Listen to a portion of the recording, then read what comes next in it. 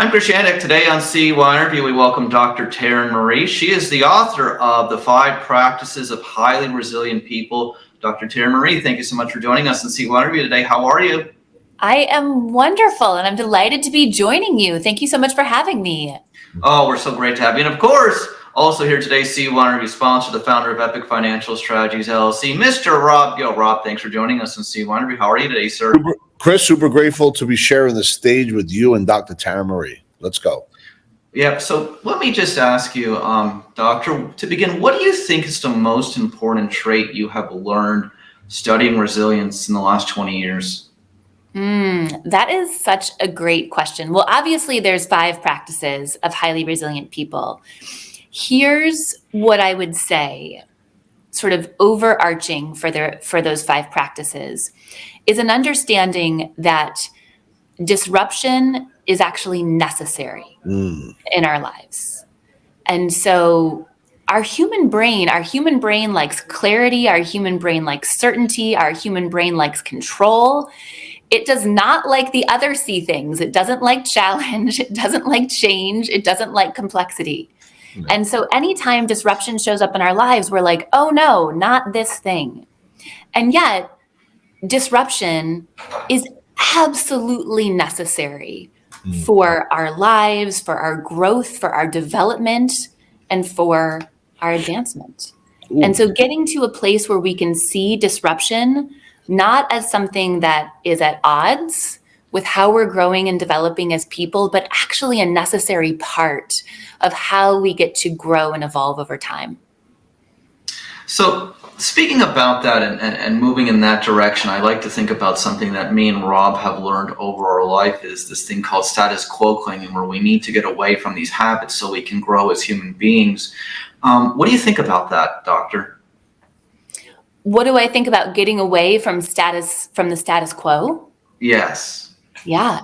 I mean, I think the status quo could be a beautiful thing. You know, when we are changing a significant portion of our life, it is great to have some other things in our life that are status quo that we can just kind of keep on the rails at the same time. When we're building a new business, it's great to have a stable relationship. When we have a new baby or a new child in the house and we're expanding our family, it's great to have, maybe our source of income or our job or our relationship with our significant partner to be in a place where we feel like we kind of know what's going to happen there, where it's at equilibrium or status quo, if you will. And if we disrupt too many things in our lives simultaneously, if we change our job, if we change our partner, if we change where we live, it can actually feel really disorienting, like we're in a moment of free fall, and people can feel confused because the markers that we typically look for in our lives to say, okay, this is, kind of where I'm tracking, and I know kind of energetically, physically, interpersonally, emotionally, where I am in this moment, that can be really tough for people.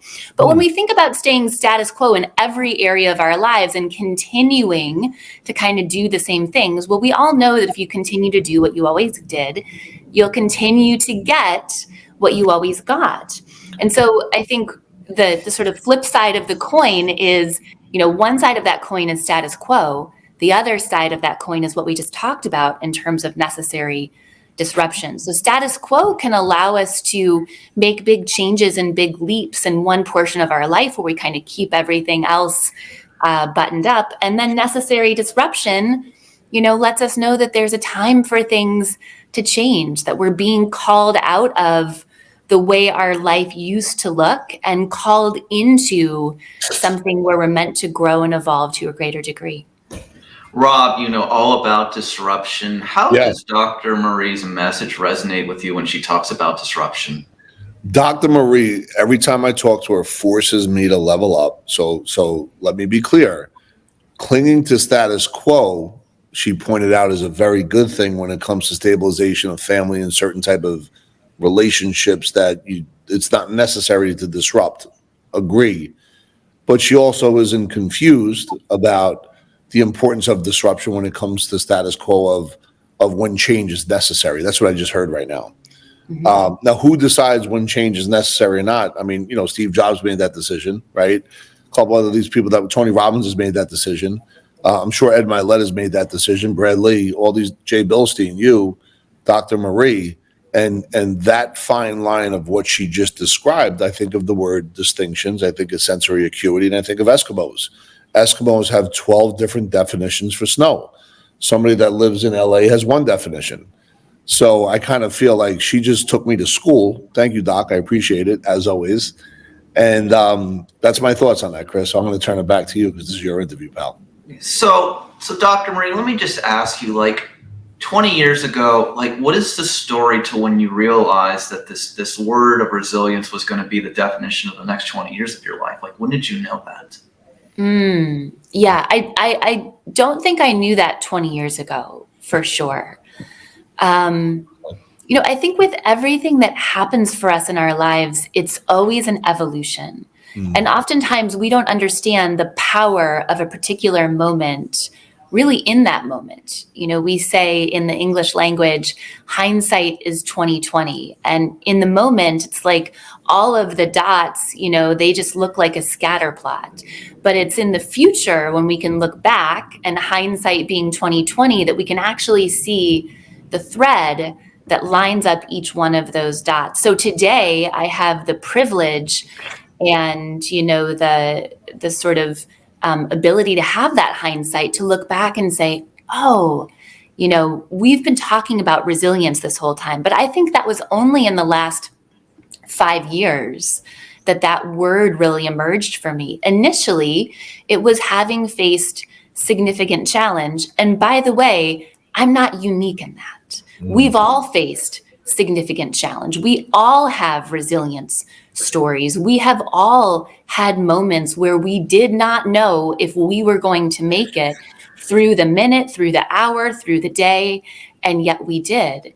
And so I think that, sort of the powerful thing for me today is to really bring forward this work, which, there's a subset of people out there who feel like, I've heard it about resilience. I'm tired of hearing about resilience, that kind of thing. But I really wanted to know, okay, given that challenge is an inevitable moment in our lives, it's part of the fabric of being human, what are the things that we can do in these moments when we inevitably face challenge that's going to allow us to create a more positive and productive outcome? And I think what we call that, I think what that definition is resilience.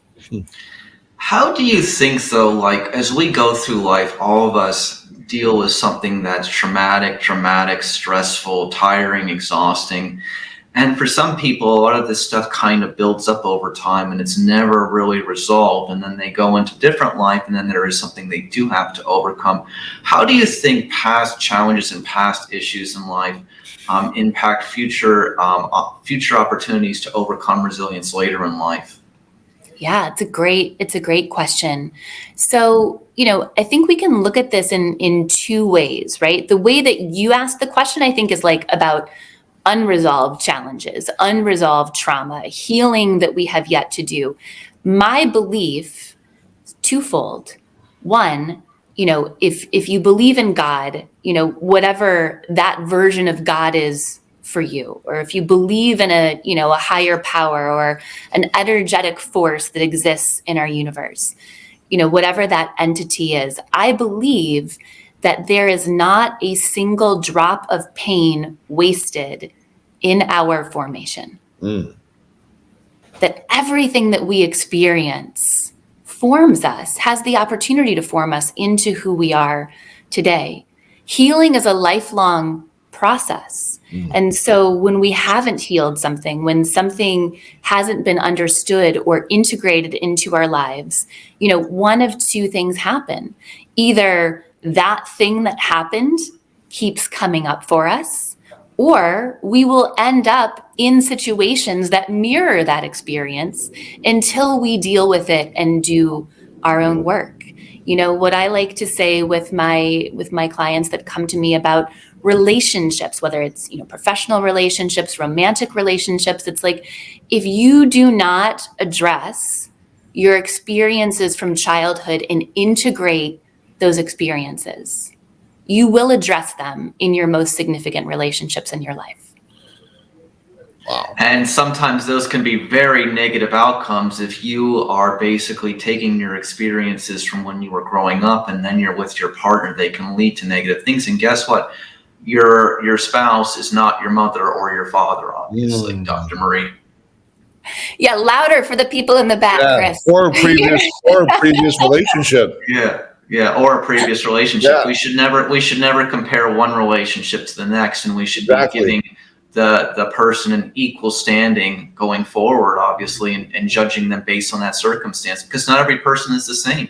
You know, I've had relationships that were good, relationships that were bad. I'm sure Rob and you both have as well. So Rob, let me just ask you, you know, on the word of resilience, do you have one moment in your life where you feel like that was the moment for you that you overcame, or your greatest moment of overcoming it? You know, for me, I'd have to say there's a couple, right? But with that being said, the day that I decided, because you know, we talk about overnight success or a decision to make a decision where you could cut something off to decide, right? Dr. Marie, we talked about that. I think the day that I had my last drink of alcohol would have to be that day, because that was the last day I chose not to live in self-imprisonment and to live in a space where I get to decide my outcome, right? So I think, and it wasn't me, it was the 12-step program of Alcoholics Anonymous. So I think for me, that's what I would have to say would be if it was just one. And if I may, Chris, I want to pivot to Dr. Taryn real fast. Sure. You know, one of the questions, Dr. Taryn, I did not get to ask, and if Boston Mike is there, tell him I said what's up. One of the questions I did not get to ask, though, because we went through my formula, what does it look like for you in the next 5 or 10 years, based on where you are? I know the last 20. I know where you are now. What does the next 5 or 10 years ideally look like for you in the way you say it? Yeah, it's a great question. You know, so if I project forward 5 years, that's 2028. My sons are 11 and 9, so they will still be at home. Yes. I have that. Yes. Yeah. You know, I'm going to say something that I think is very important for entrepreneurs to talk about. And it's something that I just started talking about because I just realized that I wasn't alone, and that if I said this out loud, I would not completely incriminate or invalidate myself as an entrepreneur, right? So what I'll tell you is the high level goal, you know, leading into 2028 is to be at the helm of my company, the Resilience Leadership Institute, and to continue to lead the charge as the #1 international expert on resilience, mental health, and well-being, and to have an opportunity to expand our digital product suite, to continue to get to speak into the lives of people through stages, whether that's virtual or in person, to get to share these 5 practices, really this blueprint that allows people to be able to effectively face their most important challenges just in the moment when they're asking themselves, what am I going to do? Look, here's what you can do. And no one has to face their most difficult and important challenges alone. So that is my vision, and that is my mission for what I feel I'm here to contribute to the world today. And then, you know, what's really important to me is having a beautiful relationship with my sons and my romantic partner, and not sacrificing that, you know, in service of building this business. There are a lot of places that I could go where I could absolutely advance my business faster. You know, I could go to a big forum, you know, Peter Diamandis X Prize. It happened, you know, last weekend. I was invited to go. I turned it down because I knew that my sons were going to be in their flag football championships, in their basketball championships. And at the end of the day, nobody is going to remember whether or not I was at that event, but my sons only have one mother, and they will know whether or not I was on the sidelines at their flag football game, and they will know whether or not I was in the stands for their basketball game. Facts. So I could build this company faster, but there's also the component of how do I show up as a mother and a partner and not sacrifice those things. And the last part of this, at the risk of like sort of run-on sentence of this answer, is I am really excited to have a very financially solvent, rich organization where we're able to give back to the community. And here's the part that, I thought was not cool to talk about for a while, and what I realized. So it is really hard to be an entrepreneur. And like, we don't all just get together, as like entrepreneurs and be like, hey, tell everybody it's super hard to be an entrepreneur. So they think we're so amazing. And then like no one else will want to do it. So like we've got this, sort of market cornered. It's really hard to be an entrepreneur. And I think there's a lot of, sort of posturing that happens for people as entrepreneurs in the health space and the wealth space and the thought leader space, where you like see people getting on private jets and like posing next to the fancy car. And I thought for a long time that I could not tell people that I was like on a 30-day run rate.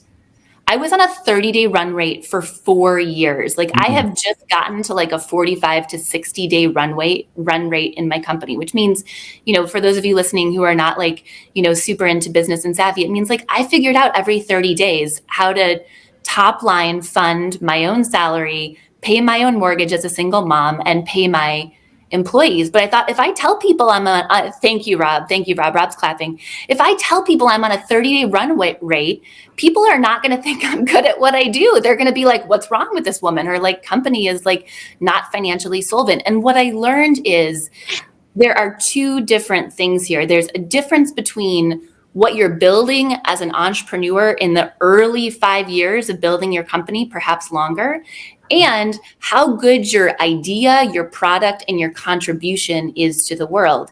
Just to give you an idea, my book became a #1 Wall Street Journal bestseller this year. I was still on a 30-day run rate when that happened. And so I think there gets to be more conversation, Chris and Rob, around founding a company's hard.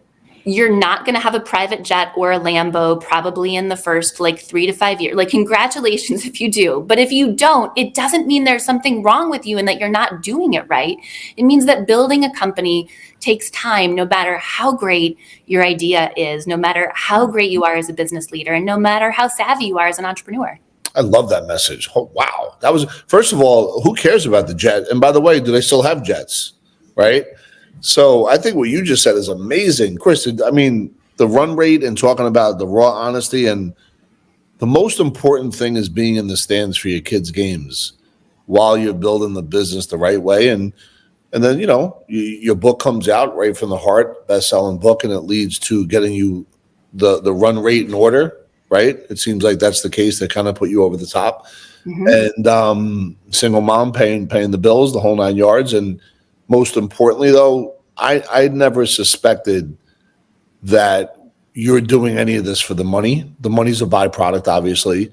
I genuinely feel in all of our conversations, this would be the third, that you truly want to tell people there's a way out of whatever you're stuck in, no matter what the trauma is. There is a map, and it's in your book, obviously.